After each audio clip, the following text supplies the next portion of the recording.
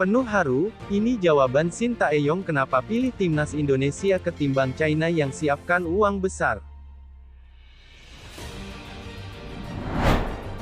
Timnas Indonesia, Shin Tae-yong, mengungkap alasan kenapa lebih memilih timnas Indonesia ketimbang klub China, Shenzhen FC pada 2019. Juru taktik 51 tahun itu melihat ada potensi yang bisa dikembangkan dari timnas Indonesia, sehingga skuad Garuda lah yang dipilih Shin Tae-yong. Nama Shin Tae-yong meroket setelah membawa Korea Selatan menang 2-0 atas Jerman di grup F Piala Dunia 2018. Namun, kelar Piala Dunia 2018, Shin Tae-yong meletakkan jabatan pelatih Korea Selatan. Setelah itu, Shin Tae-yong mendapatkan banyak tawaran dari beberapa negara.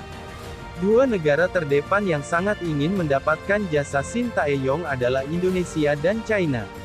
Akhirnya, Shin Tae-yong memilih Indonesia sebagai pelabuhan karir selanjutnya. Padahal, jika Shin Tae-yong memilih klub China, ia mendapatkan uang 3 kali lipat lebih besar ketimbang yang diterima di timnas Indonesia. Namun, uang bukan yang utama bagi Shin Tae-yong. Saya berpengalaman di berbagai macam turnamen seperti Piala Dunia, Olimpiade, bersama Korea Selatan. Setelah itu saya mendapat penawaran dari Indonesia dan China. Akan tetapi, saya lebih tertarik ke Indonesia. Saya melihat ada potensi di pemain-pemain Indonesia, kata Shin Tae-yong dalam podcast Close the Door milik Deddy Corbuzier. Kalau lihat uang tertarik ke China. Tapi, saya memilih untuk masa depan, saya lihat di Indonesia semua itu ada. Di Indonesia itu timnas, tapi China itu klub. Uang lebih tinggi di China. Tetapi, manusia itu harus punya impian dan masa depan, ujar Shin Tae-yong.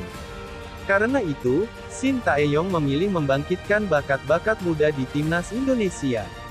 Sampai akhirnya terbukti, sejak ditunjuk pada tanggal 29 Desember tahun 2019, Shin Tae-yong berhasil mengembangkan talenta-talenta muda, dan tidak lelah mencari potensi tersembunyi para pemain Indonesia. Polesannya terbukti berhasil mengantarkan timnas Indonesia tampil di partai pamungkas Piala AFF 2020, meski akhirnya tunduk dari Thailand dalam 2 leg. Meski kalah, timnas Indonesia dan Shin Tae-yong mendapat apresiasi karena hanya mengandalkan pemain-pemain muda di turnamen 2 tahunan tersebut.